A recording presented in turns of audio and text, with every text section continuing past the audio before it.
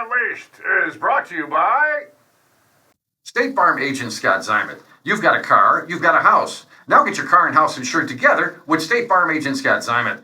A local agent can help you customize your coverage and save you a bundle on your home and auto insurance. Contact State Farm agent Scott Zyman to bundle and save today at 815-748-3101 or stop by at 2587 Sycamore Road, Suite D, DeKalb, Illinois. Prices may vary by state. Options selected by customers. Availability, amount of discount, savings, and eligibility may vary. And welcome into podcast number 12, Dee Dee Ryan Unleashed. Honored and privileged to have with us the first Ward Alderman from the city of DeKalb, Carolyn Zasada. Now, Carolyn, do you prefer alderman or alderwoman, or do you care? I mean, is that an issue or not? Oh, that's interesting. Well, first of all, welcome. Yeah, thank you. Thank you so much. Yeah, I hit you with the hard one, but it's something interesting because I see it all the time now, whether you put alderwoman or alderman, or does it make a difference to you? It's a great question. It does make a difference to me. And I have decided to stick with the alderman title because it's a title rather than a gendered thing in my mind. The city of Chicago does it that way. When I first got on council, I actually asked them, could we go with council members instead? And I think Bill Nicholas was like, oh, sure, let's try to write it in this way or that. And, didn't go anywhere. So. I remember we got to the saturation point where they said with manhole covers, should we call them person hole covers? I mean, where do you draw the line? But thank you for that. But let's remind people now, the first ward is, I love how they describe this, Carolyn, generally including the northwest portion of DeKalb from Hillcrest north to Dresser Road and bound on the west by east by the Annie Glidden and First Street. However, also includes Eden Gardens area. And of course, that's where the infamous proposed roundabout is going to be. And we're going to ask you about that later on. But tell us about your ward and your constituents and what's it been like being an old woman there? Wow, it's been phenomenal. Frankly, I've been really honored to serve, and now in my second term for 2 years now. So I've been serving for about 6 years. My first month on council, really, I had to deal with extensive fires in the area, and had to listen to a woman talk about dropping her baby out of a second-story window to dad below. And that was when I realized that there was a lot to be done, and it wasn't just about fixing potholes, though potholes are important, but there were some huge societal issues going on that I felt like I could have an impact on. And that was the first month in office when that happened, wasn't it? Right. Maybe it was, first few months, but either way. Either way, yeah. Yeah, it was right there and very right away. It was quite impressive. And, so I had just been sort of wrapping up my undergraduate degree still at that time, because I served in the military, got out, stayed home with the kids, and I was wrapping up my undergrad in economics at Northern Illinois University, and go Huskies. So I was still in school and wasn't sure what my next steps would be, and I'd always heard about an MBA, but I'd never heard about an MPA. So I ended up pursuing my master's in public policy and administration, an MPPA. Is that a new thing, Carol? I never heard that before. No, the MPA is pretty normal. Been around for a while, okay. Yeah, NIU has it. It's just, less spoken of. An MPA is a master's in public administration. And then I pursued my master's in public policy and administration because I wanted that policy element in there. So I studied at Northwestern to add that in. Go Cats. Yeah. Now, we want to talk about the first ward a lot, but I also want to talk about your time in the military.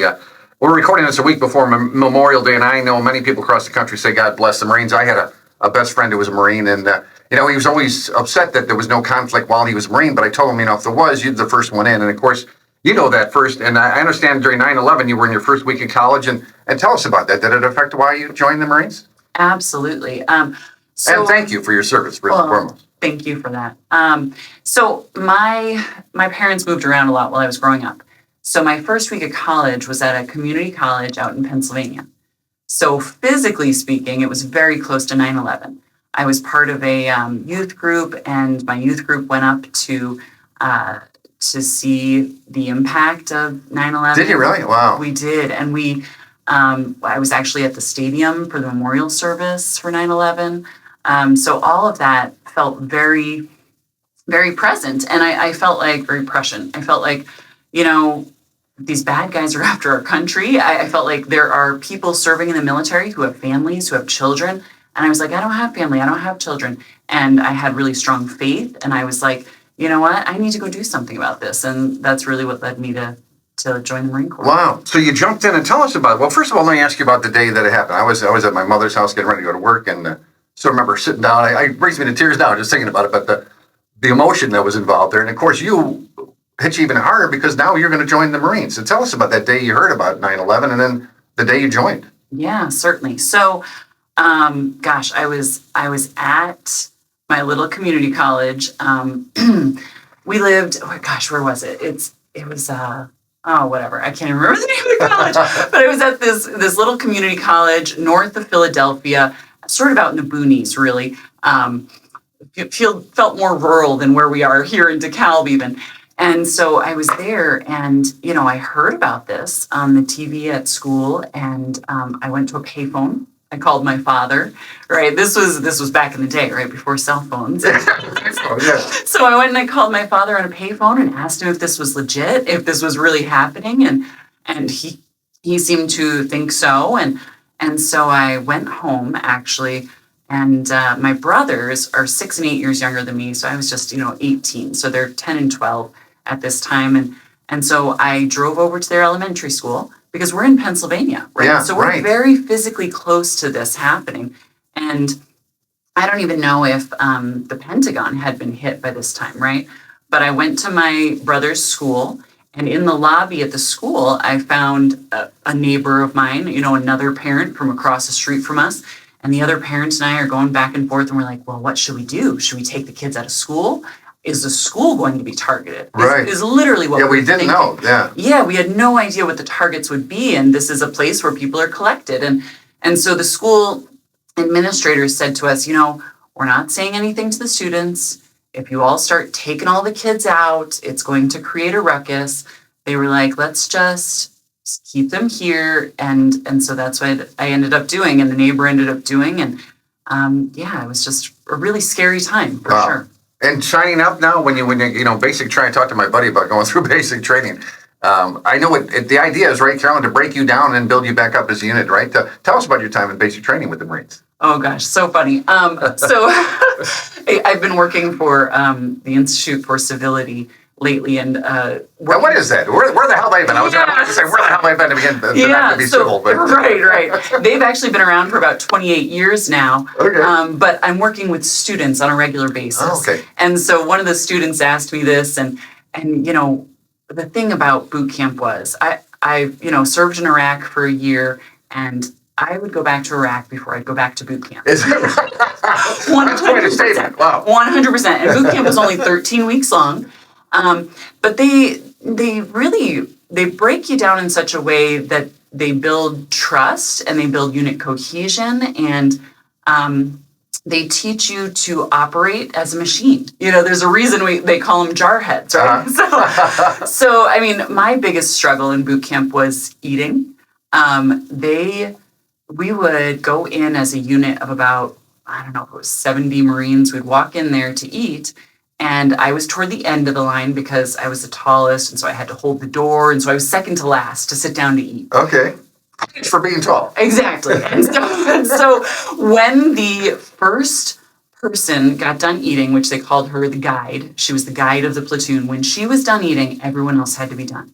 And let me tell you what, she was a fast eater. I still remember her. I actually served with her later on. Actually, she was my tent mate in Iraq. Is that right? Yeah, with just wild coincidence, frankly. But so she Larson was her name. She ate so fast, and I was so mad at her every time. I was like, God, I'm starving.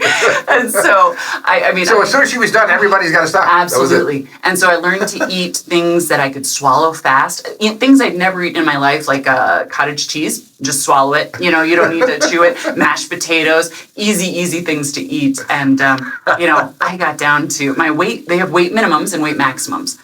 And my weight minimum was 139 pounds. And I got down to 140, and I was just like, oh, please let me get down to 139, because once you hit your minimum, they'd give you double rations. Oh. And then they'd give you extra time to eat. Time to eat, but yeah. So. Oh, that's a great story. Well, so you mentioned you're in Iraq now from 2004, 2005. You're building bridges right there. And I'm making a little comment, a little judgment of my own. You were also building bridges with the people there, too. Right. So tell us about what that was like to physically build the bridges, and then dealing with the Iraqi people as well? Gosh, it was absolutely eye-opening. I guess I'd been to one other country probably before that time. I'd been to Mexico, and that was it. And it wasn't too dramatically different, but it was fascinating because the language barrier was so strong. I was with a unit of 140 Marines, and there were just the two of us females, and so it was pretty rare to be a female, and I had blonde hair at the time. So from Iraqi people, I was getting marriage proposals all the time, for a couple of goats. I give you goats and stuff like this. So it was fascinating. Did you wear the burqa at all, or did you? No, Was that an option for you in the military, or no? No, it was not. It was so dusty and dirty. We would wear these sleeves kind of over our faces. Those things, like a baklava that we wear Right. in the winter here. And I would wear that over my hair. So I would have everything covered as much as possible, and then helmet on top of that, and flak jacket with sappy plates, which are those bullet preventing round, plates to protect you. But yeah, it was a really fascinating experience. I had one friend who was, he was hit with shrapnel in the neck during a, car chase going on. And he was hit with shrapnel in the neck, and he survived that, and he was okay. And then on another bridge build, we would sleep anywhere. It was our job, right? Uh-huh. We would sleep where we slept, and that was it. And so he was sleeping, sitting up against a tire, and he woke up to find a giant camel spider gnawing on his arm. Oh my God. And so, yeah, so we were pretty afraid of the camel spiders. That was honestly my biggest fear, besides, all of the other dangers. But so he ended up having to come back to the States with that injury because it was so severe, the spider bite. Wow. So, but and so because of those fears of the, spiders and such, I remember one night we were at a bridge build, and I was trying to sleep up off the ground somewhere. Yeah. And so I ended up sleeping on a flatbed trailer, which also happened to be holding the fuel. Oh, wow. So I slept on the flatbed of the fuel truck, and then we were rocketed. And I was like, okay, well, I guess I'm not sleeping there anymore. So, yeah. Oh my gosh. When I was a kid, I read a Reader's Digest story. And in the story, it was the guy had a spider just about to crawl in the guy's mouth. And I never forgot. It always freaked me out. So I would never even dangle my arm over the bed for fear the spider would crawl up that way. But you got the camel. I'm assuming the camel spider is a little smaller than a camel. Right? Yeah. Have you seen the pictures? No, I don't want to. Oh my gosh. Yeah. No, they're like the size of your torso. I didn't see any in person, but the pictures speak for themselves. No, I was going to ask you earlier if you would go back to Iraq, and you said you'd go back there before you go back to basic training. Exactly. And that's, at basic training, we had no clocks. And I know different platoons were treated differently, right? But we were not allowed watches. We were not allowed clocks on the walls. And so it really put us in a position of full trust in our drill instructors, where we just had to instantly obey. We were reciting the definitions of discipline. We were taught to instantly obey. And the whole purpose of that is so that when you get into a war zone, you can put aside your thinking and your thoughts and focus on what is required of you at the moment. I love that. And so often I hear that a Marine's not fighting for their country, or they're fighting for the person on the left and the person on the right, right? Exactly. So, I want to talk to you some more, but my brother-in-law studied Russian, and he was working on codes during the Vietnam War. You graduated from the Defense Language Institute. What is that, Carolyn? And you're a cryptologic linguist. Is that legal? Can you do that? Tell us about that. Yeah. The post 9/11 rules certainly changed things in that arena. So I served my first 6 years as a combat engineer, which was how I ended up doing bridge building in Iraq. And then I did what they call a lateral move, and kept my rank and shifted over to a new job, and went to language school. So let me get a sip of drink. Oh, please, yeah. So language school was in Monterey, California. Beautiful, beautiful place. I had no idea till I got there. I left North Carolina and drove my two young children, who were 6 months old and maybe 15 months old at the time. We drove cross country to go to this language school, and it was like 80 degrees in North Carolina when we left. And we get to California, and I'm like, "Oh, it's chilly here. It's 50. What I thought we were going to California. This is before smartphones, and you could just check everything all the time, right? And you'd have to get on a computer and really check it out. And I was more worried about moving my whole household. So we got there. It was really cold, and then they offered us. We only really got on-base housing there. You would only want that because it was so expensive to live out in the community. So we got this on-base housing, and it was not what it looked like in the pictures, right? In the pictures, they showed us all the new stuff, not the old stuff. And this house was so sad, it made me cry. And I was like, oh, this is not what I expected. But the language school was phenomenal. And what languages now? So I studied Pashto, which is an Afghan language. It's the language of the Taliban. And so at the Defense Language Institute, they teach everything, basically everything. And it was pretty phenomenal. The Pashto class that I went through was one of maybe the first, I would say like the second or third iteration of people they were teaching Pashto. And we had a handful of Marines in that class, maybe about 5 of us. And Marines aren't the smartest. The other branches have smarter people. So we struggled big time. And so the class was supposed to be... Well, I failed Spanish twice. I can totally relate to what you're saying. Right. Well, and before that even, they have to qualify you for the school, right? And so to qualify for the school, you have to take the Defense Language Aptitude Battery Test. And so what you score on that test qualifies you for Spanish or, higher level languages. And there are like 3 categories, right? And Pashto is toward the top. So I get into the school. It's supposed to be 12 months long.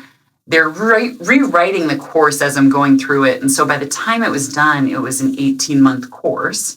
And me and all my dumb Marine friends, we ended up finishing it in about 15 months. So I would say we were pretty smart. Well, what a tremendous advantage to speak the language when you're there, I would imagine. I mean, and can you give us a little touch of that? Do you still retain some of that? Papashtuki zmanum zarkada, au zagwaram der hosha time latesra walaram, au zmapashtu der harab trab kiddo. Oh, I like that. And what was that you were saying? Oh, I said, in Pashto, let me tell you, I want to say a little bit in Pashto. I don't know. I don't even remember what I said. I You could have said anything. I said, my Pashto's become really bad.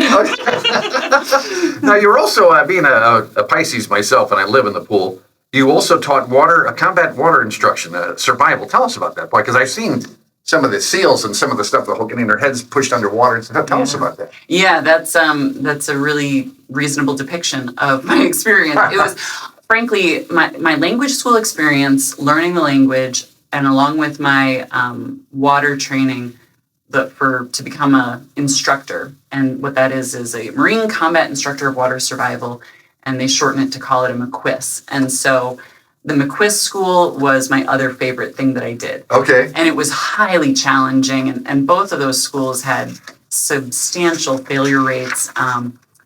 But and I will say that the language school, especially at the length that it was really challenging. But the swim school, frankly, I'm a really good swimmer. And so not everybody who goes into the school is. Mm-hmm. And I would dare to say it was a small class. Maybe we started with 10 and ended with 5 or 7. And I would dare to say that I was the best swimmer in the class, hands down. But, it was super challenging. But being able to swim so well made it a lot easier. Was there a moment that you thought you would die? I mean, because I've seen some of the videos and just, they don't know. I mean, you're shoving somebody under and you don't know where he's at right now or she's at that point. Were you ever scared that you might lose your life in training? No, I think it's a pretty structured environment, and the SEAL training is a little bit different. We certainly did our ocean training because the ocean's right there where we're at in North Carolina. We did our ocean training, but it's all very structured and very expected.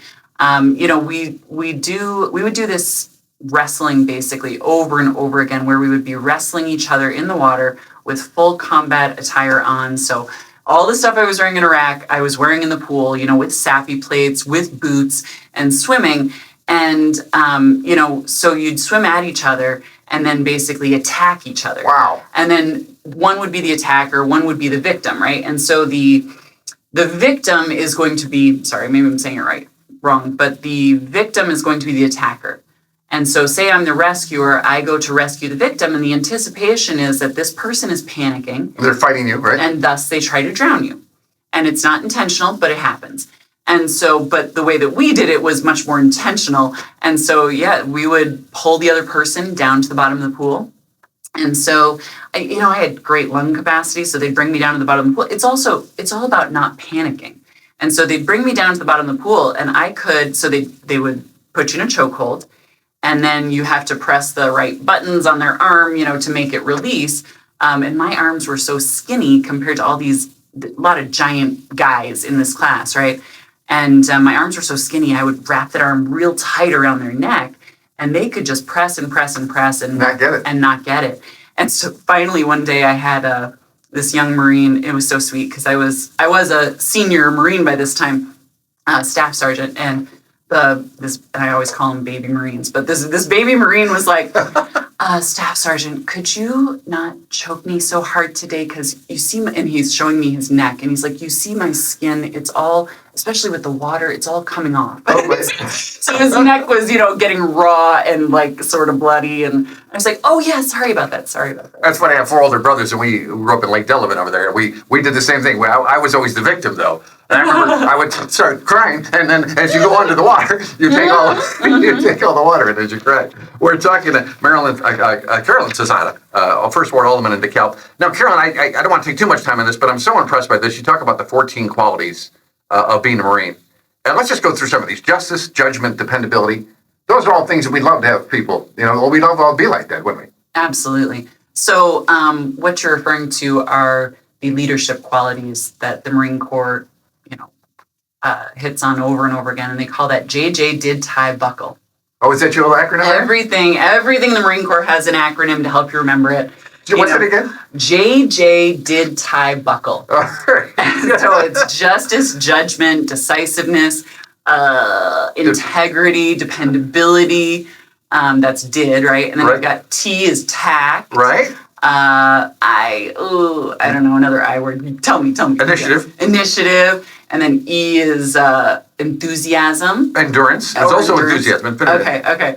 Anyway. Now you have bearing. Now bearing, what does that mean? Bearing means, bearing is like poise. Okay. It's poise. So it's sort of, knowing when to keep your mouth shut and when to keep your face straight. So, yeah. And then unselfishness, courage, knowledge, loyalty, and enthusiasm. I mean, this covers a lot of ground. It really does. But, leadership is not simple. And I do appreciate that it's so lengthy because people try to talk about, what top 3 leadership qualities exist? No, leadership is quite dynamic, and ensuring that you're covering all the different avenues of it are really key. Like unselfishness is a huge one, right? We don't talk about that a lot when we're hitting on the top 3. Right. Yeah. Well, we do these stories when I worked at the radio station about talking about unselfishness, about guys that are in harm's way. They could get out of the way and they go back and say, you never leave a fallen soldier, right? Exactly.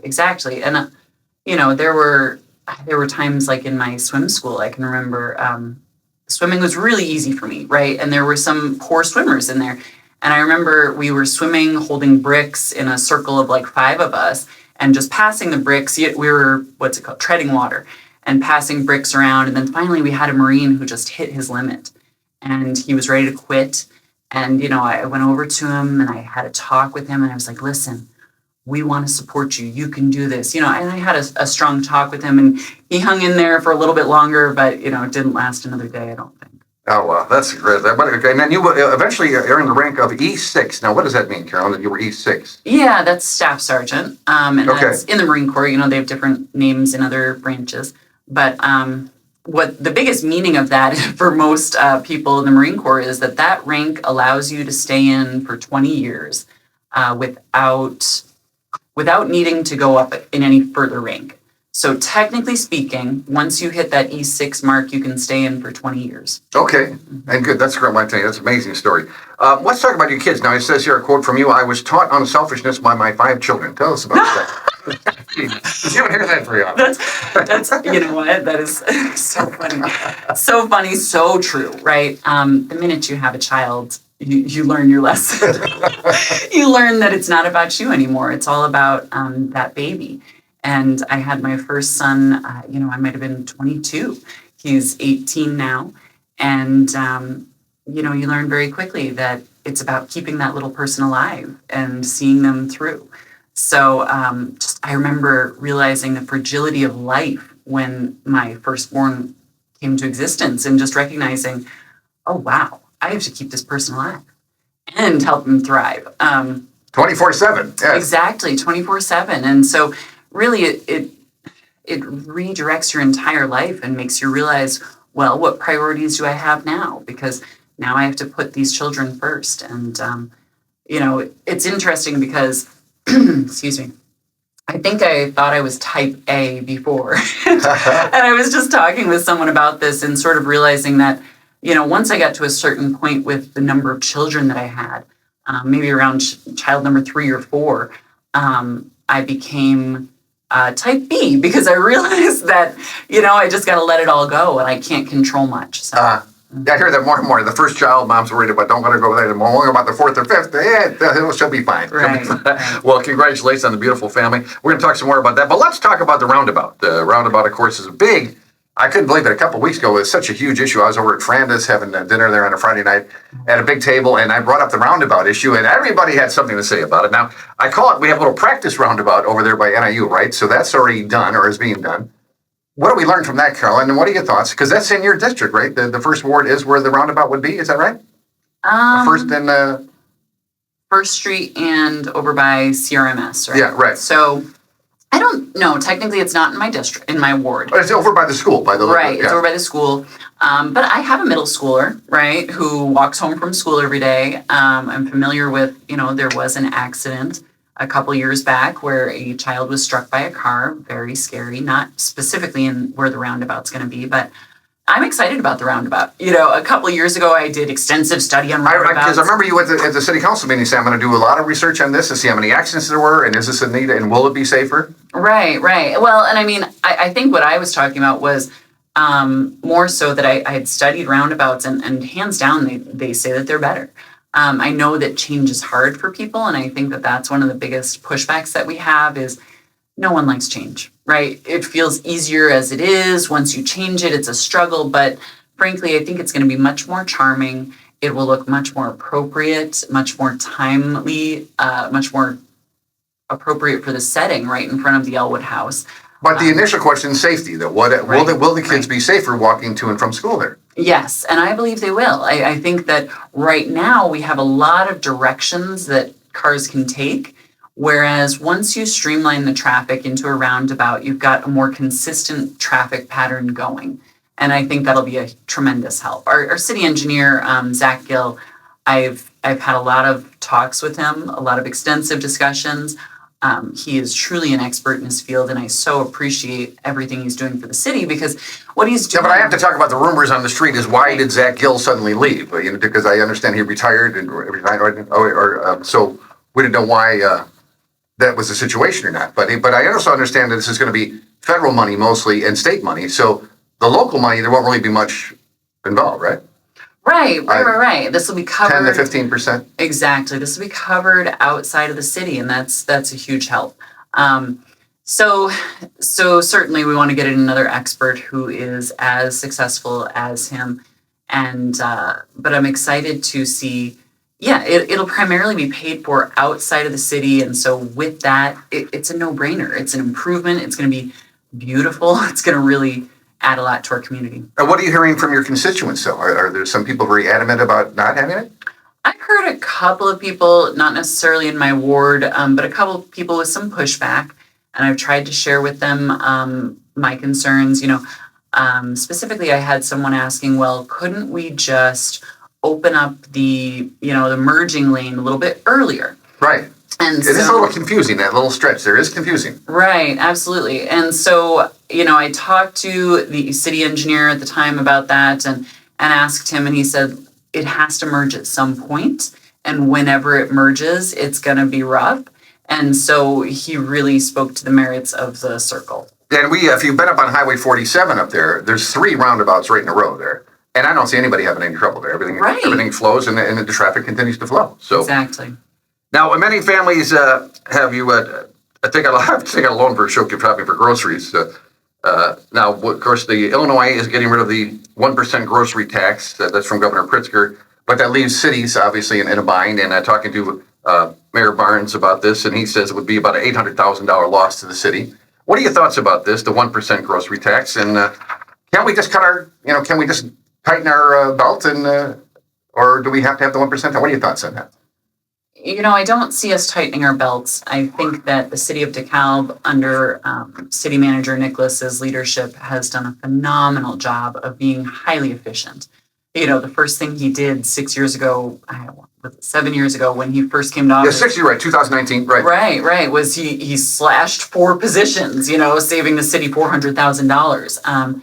I'm sure that was really tough decision to make right off the bat, but he did it. And so I have seen him work really hard to be extremely efficient. So I don't see us tightening our belts. However, I do see opportunities elsewhere. One of the reasons I agree with the governor's decision to get rid of this grocery tax is that it is a regressive tax. And what that means is it really hurts the bottom income earners the most, right? The people who are struggling to feed their kids are the people who are struggling with this tax. Right. And as, our cost of living has gone up, cost of groceries has gone up, the fear of future tariffs, this could be a really positive thing for families. So I support that. And what is my idea for how do we cover that? So frankly, I don't know how we have decided to utilize our cannabis taxes yet, but we were permitted to tax them up to 3%. We have two... And sales are through the roof. So, right. Yeah, so that's a good thing. Exactly. Now, can you use that money for other purposes? My understanding is we can use that money for whatever we like. Okay. Now, obviously, you can't even go into money without considering the pension crisis. That's the big thing that we're struggling with. And so... Well, that's what killed me when Pritzker said that we have a rainy day fund, and yet we owe our pension fund is ridiculous. So we have $1 billion rainy day fund, but the pension fund's like $67 billion. So it's like, what, call it a rainy day fund. Yeah. But that's a state issue. Let's stay local, though, with this stuff, though. Oh, yeah. It's a challenge. It's for sure a challenge. But if you agree with Carolyn that you want the 1% state tax to go away, why just automatically, boom, here in your city, you're going to get the tax rate back at you again? Because I also see that the DeKalb County is deciding whether to have the 1% tax or not, and Sycamore is doing the same thing. So we see it all around us, right? Right. So I do not support us choosing to reinstate it at the local level. There is for them to give us the option, I think that's just a feature of the design of our governmental structure in Illinois. So we have that option, but I don't think it's the right choice. I think we need to try to look for other sources such as the cannabis taxes. Okay, I like that. So don't necessarily reinstate it here locally, right, but find other sources of revenue. Exactly. And the cannabis screams right there. Right. Very good. Mm-hmm. We're talking to Carolyn Zasada, first Ward Alderman from DeKalb. Now, speaking of water, not really your issue, but I want your thoughts about the new the pool, the $14 million pool that's being proposed by the Park District. I don't know how your constituents feel about that. I'm honest, I know I love the pool, but I also realize that I know not that many people in DeKalb use the pool. So what are your thoughts about that? Is it too much money? I'm a huge pool person, obviously, right? Oh, yeah, you and I both. That's right. I'm a quiz. And swimming is a fantastic opportunity and a great recreation for our community, for our children, for families. So I'm a big supporter of the pool in general. I did serve on the pool committee as they were sort of struggling through the decisions a couple years ago, just because I wanted to make sure they did it right. I was like, what are they doing? Well, no matter what design they come up with, nobody seems to be happy with the design. Oh, it's so tough. It is so tough. But, if you look at other communities and the things that draw people, I drive by the St. Charles pool sometimes. I see that pool thriving. I have gone with my best friend who owns her own pool in her backyard. We have gone to other communities' pools. We check these out a lot. When I lived in Champaign, I bought a house that was walking distance from the community pool there, Sholem Aquatic Center. And, so aquatic centers, pool facilities can have a tremendous impact on the community. And, one of the biggest complaints we get from the entire community is there's nothing to do here. Right. And so I think that can be a huge draw. It does need to be done right. It does need to be done in a way that's attractive to the community. I did feel like the Park District seemed like they were in a position to fund their original plans that we had discussed. So I support that. And, the way that Hopkins Park is designed, so I live pretty close to the high school, but there is basically, if you go down Royal Road and hit the end of Royal Road, there's this cute little path to Hopkins Park and a little bridge, and I love that. So like I'm still walking distance from Hopkins Park Pool. That's great. So I really want it to be amazing and for it to be a draw in the community. Now, speaking of water, see, I call it a segue in the business. We have a new fire station as well, and now that's a great thing. But a lot of people question, Carolyn, is where the money of the staffing? Obviously, with a new fire station, you're going to need more fire people. Tell us about that. And do you feel that we have enough money to staff the new fire station? For years, we've been structuring in the finances for more staff at the fire department level. One of the first things when I first came on to city council that we had a huge issue with was overtime. We can't afford to not hire more firefighters. We need more firefighters. We need our community to be safe. When I first got on council, we were sending out trucks with just 2 people, 2 firefighters. That is not safe. And so it's critical that we invest in this, and we have been planning to invest in this for the past 6 years. So we've been deliberately, and we've built it into our plans with the firefighters union because that's what they need. Right. We're going to lose more firefighters if we don't meet the needs of the other firefighters because we're overburdening them. And then we're going to have more injuries. We can't afford not to do it. We had the DeKalb city manager, Bill Nicholas, talking about that, and he said that there's a gold standard, but there can't be a silver standard when we're talking about somebody's lives, right? Oh, absolutely. So it's got to be the gold standard. All right, very good. Now, your education, a BA in economics at NIU, a master's in, that's what I was asking you about, the public policy and administration at Northwestern University. Tell us about that, and what did you take away from that? Quick, in the short answer. Sure. BS in economics. Sorry, big difference because it was a little sciencey. Okay. But my master's in public policy and administration. One of the biggest takeaways that I learned right off the bat was just that public policy is designed to be slow on purpose. And the reason for that is so that you can't mess it up too fast. Okay. So that was one of my biggest takeaways. And, I do appreciate, I do believe I'm the only person on council with that background in public policy and administration. And, I had to take administrative law and all of those items. And it's been a tremendous help because it gives me a broader perspective to understand what we should or shouldn't be doing and what the reasons for doing it are. You've really put yourself in a position to all the things that you've studied to use now in your adulthood, if you would. And then also, I was going to ask you about the Institute for Civility. Just what is that? I mean, it's a thing you said has been around for 20-something years. Yes. So the Institute for Civility is my new employer. I'm serving as their Director of Programs and Development. And they were founded in Houston by 2 co-founders about 28 years ago. And we have 3 primary programs. We do student legislative seminars in DC. We do congressional student forums, and we do civility training. So those are the 3 primary things that they do.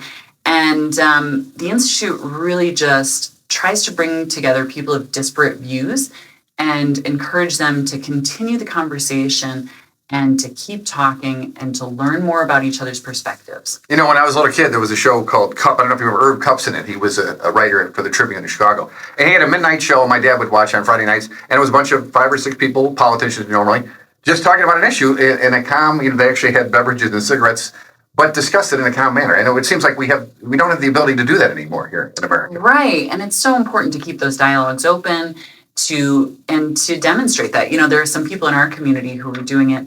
The new principal of Mitchell Elementary, oh gosh, why is his name escaping me right now?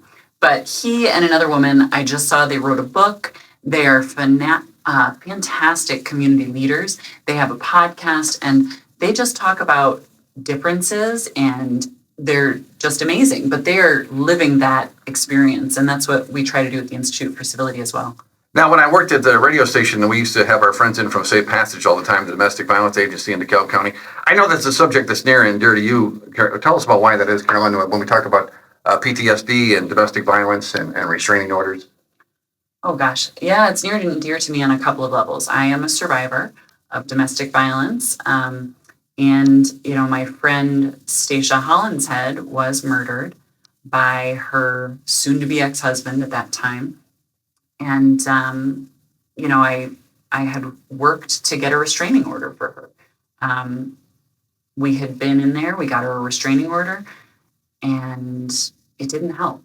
It didn't protect her the way that we had hoped it would. And it's just absolutely heartbreaking. Her daughter is still connected with my children.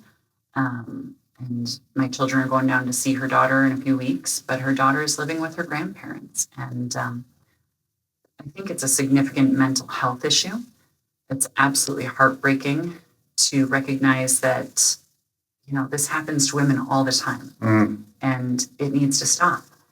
And I do have a lot of faith in our education system, frankly, and what we've been seeing with a lot of the students that we're working with at the Institute for Civility, there's just so much emotional intelligence in our next generation.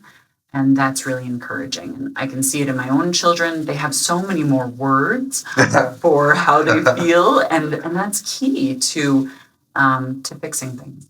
Well, that we call that a segue, because tell us about your kids before you tell us about raising your family in DeKalb. Now, you've lived around, you and I were both born in Evanston Hospital, by the way, which is not only the special people get born there, but you said you traveled around. I want to ask you about your time at the, where do I have that written down? You worked briefly at something called CATS, right? CATS, you babysat. See, I was going to tell you that because my sister was the oldest, and she has 4 younger brothers. She had to babysit us all through growing up. So we thought we had an idyllic childhood. My sister, turns out, I'm the one who had to watch you guys all the time, and she never had. It was just the way it was. We didn't realize that. But you had the same way. You had the 2 younger brothers, and you were babysitting, weren't you? Right, absolutely, all the time. And it's funny because I do project them onto my first 2 sons, and I'm always like, if I mix up their names, sometimes I'll be calling them my brother's names. So my mom said, Kevin, Sean, Terry, whichever one you are, come over. Right. But it's really great. Like my whole family relocated to Illinois since I've been in DeKalb. Both my brothers, my mom and dad. Great. My father's since passed away, but my brothers, it's so great to get to know them as adults now and to get to see what that's like. And same with my parents. And they taught you told them that they taught you, your mom, as a matter of fact, if I have this right, is a Lean Six Sigma black belt trainer. Is that correct? Absolutely. She is a boss among bosses. She is really a force to be reckoned with if you meet her. She's something else, really. She's very strong. So her background's in industrial engineering. And all she does is improve processes constantly. And she teaches people in her company to do the same. So she travels all the time for work, and she's a real inspiration, and basically taught me that I can be anything I want to be, and that's amazing. Yeah, what a great role model. And then you worked at Cat's Place in Webster, South Dakota. That's what I want to mention. What was that like in Cat's Place? Yeah, so that was the mascot there was a bear cat. And so Cat's Place was their play on the words of, so all of I was 14 years old when I was employed there. And, I just worked behind the register selling candy bars to the other kids in the community who would come through. And it was really just like a hangout joint for kids. And I guess in small towns, it was only a town of 2,000 people. You can still have that kind of thing. I started working at a young age as well. I started at 15 at the Dog House, DAWG, serving up hot dogs there. But you were a lifeguard to 15. And I wonder about now with your kids. Tell us about that. Teddy, Leo, Charles, Alexandra, and who are we missing there? Cedro was our foster son. Oh, okay, Cedro, okay. So how do you instill that? Do you want them to be working at a young age? Because it did a lot for my brothers and I. Yeah, it's phenomenal. So both of my older boys are lifeguards. Okay. And so they've worked at Hopkins Park. They've worked at the Y. My favorite, I have to interrupt, nature versus nurture. Do you think your kids would have been lifeguards if it weren't for mom being such a swim advocate? It's so funny because the other day, Leo was telling me this, and he's like, oh yeah, I decided to be a lifeguard. I'm like, oh, sure you did, honey. You know what? Actually, I was swimming at the Y in the mornings, and we didn't have enough lifeguards, and they were trying to close the pool. for certain times. And I was like, we need more lifeguards. Actually, Teddy, you're going to be a lifeguard. Actually, Leo, and I pushed him into it. I love it. My children are very strong-willed. They don't do anything they don't want to do, for sure, right? But I certainly delicately pointed them in the right direction. That's a great way to put that, too. And, of course, your new husband, Cornbread. I love the name Cornbread. Tell us about Cornbread, and congratulations on your marriage. Thank you. Gosh, Cornbread is just a saint, right? Oh, wow. Parenting, he parents 4 to 5 children that are not his, right? All of them. He's an amazing man. He supports me so well. And of course, he has his own work and his own endeavors, but he used to teach math at NIU. So a lot of people know him that way. And now he's working in the IT industry. But he makes all our meals.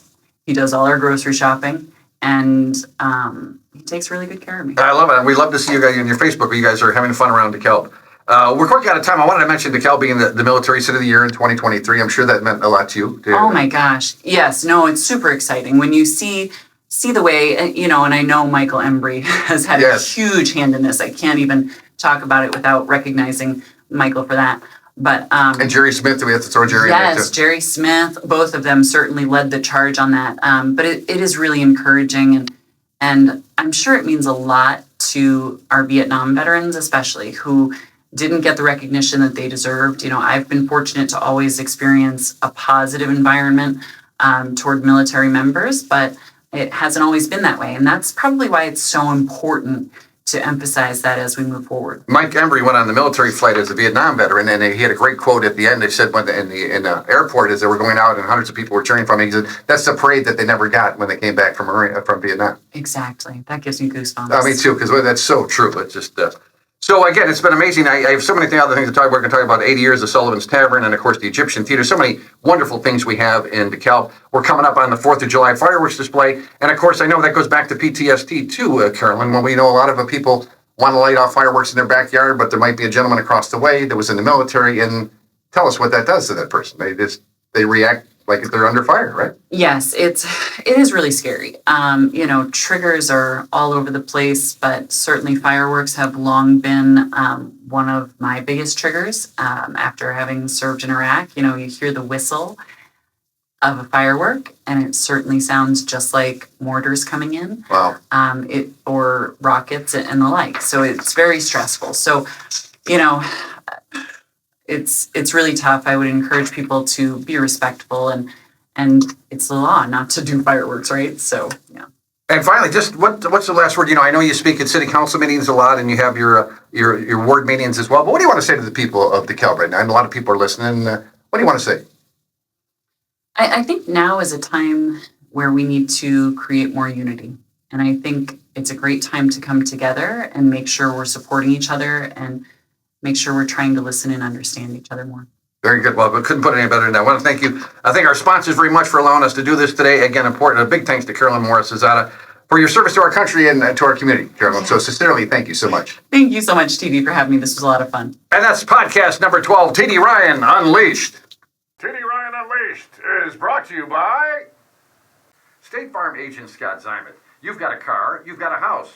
Now get your car and house insured together with State Farm agent Scott Zimet. A local agent can help you customize your coverage and save you a bundle on your home and auto insurance. Contact State Farm agent Scott Zimet to bundle and save today at 815-748-3101 or stop by at 2587 Sycamore Road, Suite D, DeKalb, Illinois. Prices may vary by state. Options selected by customers. Availability, amount of discount, savings, and eligibility may vary.